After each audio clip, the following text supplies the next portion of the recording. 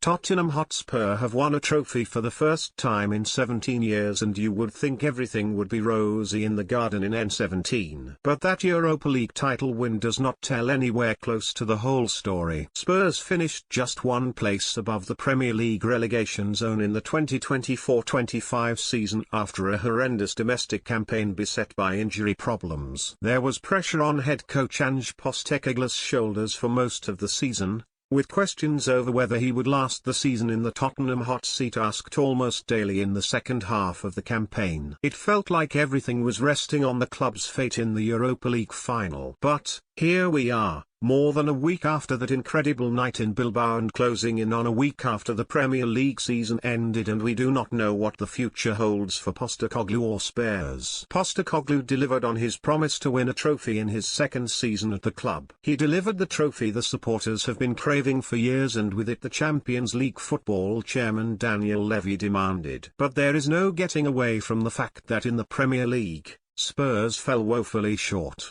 And that is why we are still asking questions about the Australian's future in North London. Postecoglou went on holiday straight after the season ended, meaning we are no closer to finding out whether he will be sacked or if he will remain in the post. There is unlikely to be any news this week, Football.London understands. And that, in itself, is a crazy situation in which to find ourselves. Manchester United endured a similarly dismal season, made worse by losing in that Europa League final to Spurs, but as far as we know, we are not waiting on an announcement to come as to whether Ruben Amorim will remain as the Red Devils head coach. West Ham finished 14th. Yet there is no confusion over whether or not Graham Potter will remain in his job. Ruud van Nistelrooy looks set to be sacked by Leicester, following their relegation to the Championship, but at least he and we know where we stand with that. Spurs, and Postecoglou in particular, are in limbo. It is a crazy situation whereby everyone is waiting with bated breath to find out if Postecoglou will stay or if he will go.